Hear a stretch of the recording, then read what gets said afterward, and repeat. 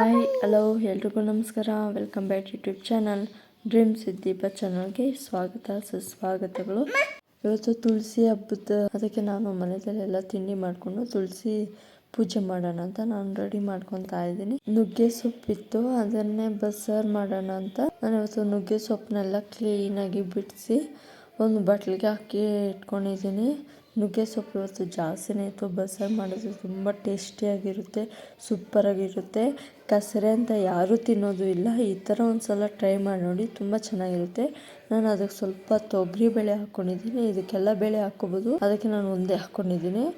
ನಾನು ತೊಗರಿ ಬೇಳೆ ನುಗ್ಗೆ ಸೊಪ್ಪೆಲ್ಲ 3 ಸಲ 4 ಸಲ ತೊಳಿಬೇಕು, ಯಾಕಂದರೆ ಅದರಲ್ಲಿ ಕ್ಲೀನಾಗಿ ವಾಶ್ ಮಾಡಿ ಮತ್ತು ಬೇಳೆ ಹಾಕಿ ಸ್ವಲ್ಪ ಕುಕ್ಕರ್ಗೆ ಹಾಕ್ಕೊಂಡು ಮತ್ತು ಅದನ್ನೆಲ್ಲ ತೊಳೆದಿಟ್ಕೊಂಡಿದ್ವಲ್ಲ ಸೊಪ್ಪು ಅದನ್ನೆಲ್ಲ ಹಾಕಿ ಅದು ಸ್ವಲ್ಪ ನೀರು, ರುಚಿಗೆ ತಕ್ಕಷ್ಟು ಉಪ್ಪು, ಬೇಯಿಸೋದಕ್ಕೆ ಇವಾಗೆ ಆಗಬೇಕು. ಯಾಕಂದರೆ ಆಮೇಲೆ ಅಂದರೆ ಅದು ಹಿಡಿಯಲ್ಲ, ಸೊಪ್ಪಿಗೆಲ್ಲ ಉಪ್ಪು ಹಿಡಿಯೋದಿಲ್ಲ. ಅದಕ್ಕೆ ನಾನು ಇವಾಗೆ ಹಾಕಿ ನೀರಾಗೆ ಕುಕ್ಕರ್ ಮುಚ್ಚಳ ಹಾಕಿ ಗ್ಯಾಸ್ ಮೇಲೆ ಇಟ್ಟಿದ್ದೀನಿ. ಹಾಗೆ ಎಲ್ಲ ಕೆಲಸ ಮಾಡ್ಕೊಂಡು ಹಾಗೆ ಒಂದು ಸೈಡ್ಗೆ ಮುದ್ದೆ ಕೂಡ ಮಾಡ್ಕೊತಾ ಇದ್ದೀನಿ. ಬೇಗ ಮಾಡ್ಕೊಂಬಿಡೋಣ ಅಂತ. ವಿಸಿಲ್ ಕೂಡ ಬಂದಿತ್ತು, ತುಂಬ ಚೆನ್ನಾಗಿದೆ. ಸೊಪ್ಪೆಲ್ಲ ಬೆಂದಿತ್ತು ಮತ್ತು ಬೇಳೆ ಕೂಡ ತುಂಬ ಚೆನ್ನಾಗಿ ಬೆಂದಿದೆ. ಅದರಲ್ಲಿ ತುಂಬ ಯಾರೂ ಅಷ್ಟೇ ಕಸರೆ ಅಂತ ಯಾರೂ ಮಾಡ್ಕೊಳೋದು ಇಲ್ಲ, ತಿನ್ನೋದು ಇಲ್ಲ. ಬಟ್ ಈ ಥರ ಒಂದು ಸಲ ಮಾಡಿ ನೋಡಿ, ತುಂಬ ಟೇಸ್ಟಿಯಾಗಿರುತ್ತೆ. ಕಸರೆನೇ ಮಸಾಲೆ ರೆಡಿ ಮಾಡ್ಕೊಂಬಿಡೋಣ ಅಂತ ಸಾಂಬಾರಿಗೆ ನಾನು ಈರುಳ್ಳಿ, ಬೆಳ್ಳುಳ್ಳಿ, ಸ್ವಲ್ಪ ಕೊತ್ತಂಬರಿ ಸೊಪ್ಪು ಮತ್ತು ಸ್ವಲ್ಪ ಕೊಬ್ಬರಿ, ಹುಣಸೆಕಾಯಿ, ಖಾರದ ಪುಡಿ, ಸಾಂಬಾರು ಪುಡಿ ಹಾಕ್ಕೊಂಡು ಸ್ವಲ್ಪ ನೀರು, ಸ್ವಲ್ಪ ಜೀರಿಗೆ, ಹಾಗೆ ಬೇಯಿಸಿಟ್ಕೊಂಡಿದ್ವಲ್ಲ ಬೇಳೆ ಸೊಪ್ಪು ಅದನ್ನು ಹಾಕಿ ಚೆನ್ನಾಗಿ ರುಬ್ಕೋಬೇಕು. ತರಿಯಾಗಿರಬೇಕು. ಹಾಗೆ ಒಂದು ಗ್ಯಾಸ್ ಥರ ನೀವು ಒಂದ್ಸಲ ನೋಡಿ ಟ್ರೈ ಮಾಡಿ ನೋಡಿ, ತುಂಬ ಟೇಸ್ಟಿಯಾಗಿರುತ್ತೆ. ಈ ಥರ ಮಾಡೋದ್ರಿಂದ ಕಸರೆ ಅನ್ನೋದು ಸ್ವಲ್ಪನೂ ಇರೋದಿಲ್ಲ. ಅದರಲ್ಲಿ ಒಂದು ಕುಕ್ಕರ್ಗೆ ಸ್ವಲ್ಪ ಎಣ್ಣೆ, ಸಾಸಿವೆ, ಈರುಳ್ಳಿ, ಕರಿಬೇವಿನ ಸೊಪ್ಪೆಲ್ಲ ಹಾಕಿ ಸ್ವಲ್ಪ ಚೆನ್ನಾಗಿ ಫ್ರೈ ಮಾಡ್ಕೋಬೇಕು. ಮಸಾಲೆ ಹಾಕಿ ಸ್ವಲ್ಪ ಚೆನ್ನಾಗಿ ಕುದಿ ಬರೋವರೆಗೂ ಕುದಿಸ್ಕೋಬೇಕು. ಸಾಂಬಾರು ಕುದಿ ಬಂದ್ರೇ ಚೆನ್ನಾಗಿರುತ್ತೆ. ಬಟ್ ಸಾಂಬಾರು ತುಂಬ ಟೇಸ್ಟಿಯಾಗಿತ್ತು, ತುಂಬ ಚೆನ್ನಾಗಿತ್ತು. ಸಾಂಬಾರು ಕೂಡ ರೆಡಿ ಮಾಡಿ ಒಂದು ಸೈಡ್ಗೆ ಇಟ್ಕೊಂಡು ಮತ್ತು ಪಲ್ಯ ರೆಡಿ ಮಾಡ್ಕೊಂಬಿಡೋಣ ಅಂತ ಒಂದು ಕಡೆಗೆ ಸ್ವಲ್ಪ ಎಣ್ಣೆ, ಸಾಸಿವೆ ಹಾಕಿ ಸ್ವಲ್ಪ ಸಾಸಿವೆ ಸಿಕ್ಕಿದ್ಮೇಲೆ ಈರುಳ್ಳಿ, ಒಂದು 2 ಬೆಳ್ಳುಳ್ಳಿ ಆ್ಯಡ್ ಮಾಡಿ ಅದನ್ನು ಬಿಸಿ ಮಾಡಿ ಸ್ವಲ್ಪ ಫ್ರೈ ಮಾಡಿಕೊಂಡು ಹಾಗೆ ಒಣಮೆಣಸಿನ್ಕಾಯಿ ಹಾಕಿ ಸೊಪ್ಪು ಎಲ್ಲ ಒಣಗಿಸಿದ್ದಲ್ಲ ಅದನ್ನು ಹಾಕಿ ಸ್ವಲ್ಪ ಚೆನ್ನಾಗಿ ಮಿಕ್ಸ್ ಮಾಡ್ಕೋಬೇಕು. ಸ್ವಲ್ಪ ಸ್ಲೋ ಫ್ಲೇಮಲ್ಲೇ ಬೇಕು. ಒಂದ್ಸಲ ಮತ್ತೊಂದು ಸಾರಿ ತಿನ್ನಬೇಕು ಅನಿಸುತ್ತೆ. ಬಟ್ ನುಗ್ಗೆ ಸೊಪ್ಪು ಎಲ್ಲರೂ ಹೇಳ್ತಾರೆ, ಹಳ್ಳಿ ಕಡೆ ಎಲ್ಲ ಜಾಸ್ತಿ ಅದನ್ನೇ ಯೂಸ್ ಮಾಡ್ತಾರೆ. ನುಗ್ಗೆ ಸೊಪ್ಪು ಒಂದು ಇಂಜೆಕ್ಷನ್ ಪವರ್ ಅಂತ ಹೇಳ್ತಾ ಇರ್ತಾರೆ. ಬಟ್ ನಾನು ನುಗ್ಗೆ ಸೊಪ್ಪು ಸಿಕ್ಕಿದ್ರೆ ಮಿಸ್ ಮಾಡೋದೇ ಇಲ್ಲ. ಪಲ್ಯ ಕೂಡ ರೆಡಿ ಆಯಿತು. ಹಾಗೆ ಬಾಕ್ಸ್ಗೆ ಕೂಡ ನಾನು ಇವತ್ತು ಸಿಂಪಲ್ಲಾಗಿ ನುಗ್ಗೆ ಸೊಪ್ಪು ಚಿತ್ರಾನ್ನ ಮಾಡಿದ್ದೆ. ತುಂಬ ಚೆನ್ನಾಗಿದೆ ಚಿತ್ರಾನ್ನ. ಅದಕ್ಕೆ ಇವತ್ತು ನಿಮ್ಮ ಜೊತೆ ಶೇರ್ ಮಾಡ್ಕೊಂಡಿದ್ದೀನಿ. ನೀವು ಒಂದ್ಸಲ ಟ್ರೈ ಮಾಡಿ. ನುಗ್ಗೆ ಸೊಪ್ಪಿನ ಚಿತ್ರಾನ್ನ ತುಂಬ ಚೆನ್ನಾಗಿದೆ. ಸೊಪ್ಪು ತುಂಬ ಚೆನ್ನಾಗಿತ್ತು, ಸಾಂಬಾರು ಇನ್ನೂ ರುಚಿಯಾಗಿತ್ತು. ಇವತ್ತು ನುಗ್ಗೆ ಸೊಪ್ಪಿಗೆ ತುಂಬ ಕಾಂಬಿನೇಷನ್ ಮುದ್ದೆನೇ ಇರಬೇಕು. ರೈಸೆಲ್ಲ ಇದ್ದರೆ ತಿನ್ನೋದಕ್ಕೆ ಇಷ್ಟ ಆಗೋಲ್ಲ, ಬಟ್ ಮುದ್ದೆನೇ ಇರಬೇಕು. ತುಂಬ ಚೆನ್ನಾಗಿದೆ. ನೀವು ಒಂದ್ಸಲ ಟ್ರೈ ಮಾಡಿ ನೋಡಿ. ಇವತ್ತು ನಾನು ಕಿಚನೆಲ್ಲ ಕೆಲಸ ಮುಗಿಸ್ಕೊಂಡು ಇವತ್ತು ಮನೆಯೆಲ್ಲ ಕ್ಲೀನ್ ಮಾಡ್ಕೊಂಬಿಡೋಣ ಅಂತ ಇವತ್ತು ಮನೆ ಬಾಗಿಲು ತೊಳಿಬೇಕಾಗಿತ್ತು.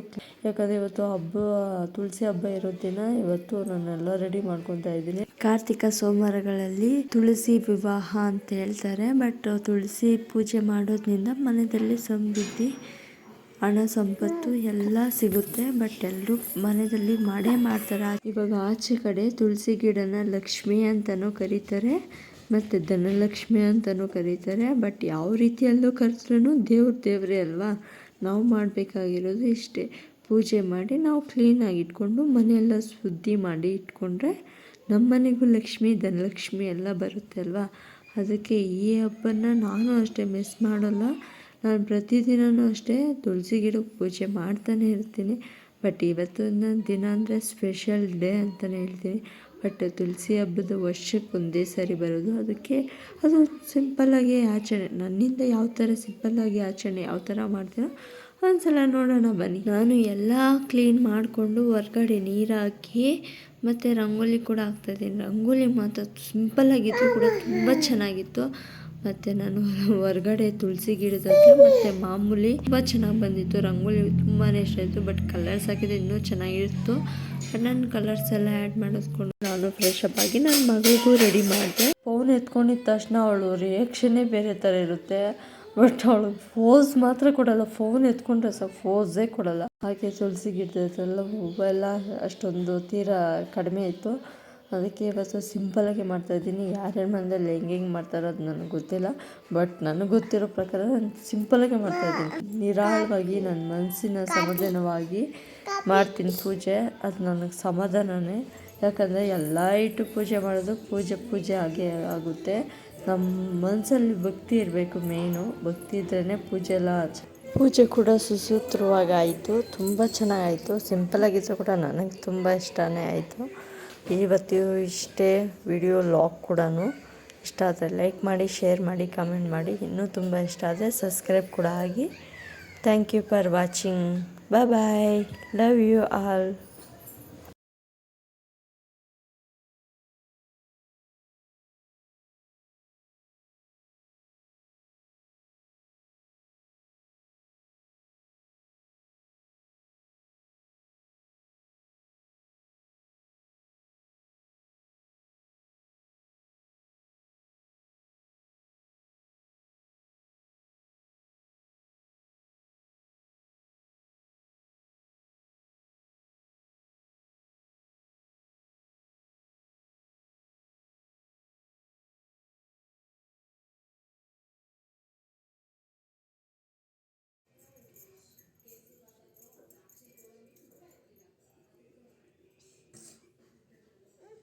Bill, sit down.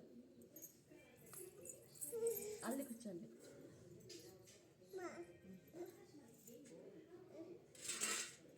ನನ್ನ ಮಗಳು ಮಾತ್ರ ತುಂಬ ಖುಷಿಯಾಗ್ಬಿಟ್ಟಿತ್ತು. ಆದರೆ ಅಲ್ಲಿ ತುಳಸಿ ಗಿಡದ ಹತ್ರ ಹೋಗಿ ಮುಟ್ತಾಳೆ, ಅರ್ಶಿನ ಕುಂಕುಮ ಎತ್ಕೊತಾಳೆ, ಅವಳೇ ಇಟ್ಕೊತಾಳೆ. ಅದೊಂದು ನಾನು ತುಂಬ ಖುಷಿ ಪಡ್ತೀನಿ. ಯಾಕಂದರೆ ಯಾರಾದರೂ ಅರ್ಶಿನ ಕುಂಕುಮ ಕೊಟ್ಟಿದ್ದ ತಕ್ಷಣ ಅವಳು ಎಷ್ಟು ಚೆನ್ನಾಗಿ ಇಟ್ಕೊತಾಳೆ ಅಂದರೆ ತುಂಬ ಇಷ್ಟ ಆಗುತ್ತೆ. ಇವಾಗ ಪ್ರತಿಯೊಂದು ಮಕ್ಕಳು ನೋಡಿ ಗಮನಿಸೋದು ಜಾಸ್ತಿ. ಮಕ್ಕಳು ನೋಡಿ ಕಲಿತಾ ಇರೋದ್ರಿಂದ ಎಷ್ಟು ಚೂಟಿಯಾಗಿದ್ದಾರೆ ಮಕ್ಕಳು. ಇವಾಗ ತುಂಬ ಚೂಟಿಯಾಗಿರ್ತಾರೆ ಮಕ್ಕಳು ಮಾತ್ರ. ನಮ್ಮ ಮನೆಯಲ್ಲಿ ತುಳಸಿ ಗಿಡ ಜಾಸ್ತಿ ದೊಡ್ಡದಾಗಿಬಿಟ್ಟಿದೆ. ತುಂಬ ಚೆನ್ನಾಗಿ ಬಂದಿದೆ. ನಾನು ಅದನ್ನೆಲ್ಲ ಕಟ್ಬಿಟ್ಟಿದ್ದೀನಿ. ಅದಕ್ಕೆ ಅದು ಒಂಥರ ಆಗಿ ಹೋಗಿಬಿಟ್ಟಿದೆ. ಬಟ್ ತುಂಬ ಚೆನ್ನಾಗಿ ಬಂದಿದೆ ಗಿಡ ಮಾತ್ರ. ನಾನೆಲ್ಲ ಪೂಜೆ ಎಲ್ಲ ಮಾಡಿ ಮುಗಿಸ್ಕೊಂಡು ಸ್ವಲ್ಪ ತಿಂಡಿ ತಿನ್ಕೊಂಬಿಡೋಣ ಅಂತ ಹೋಗ್ತಾಯಿದ್ದೀನಿ. ಬಾಯ್.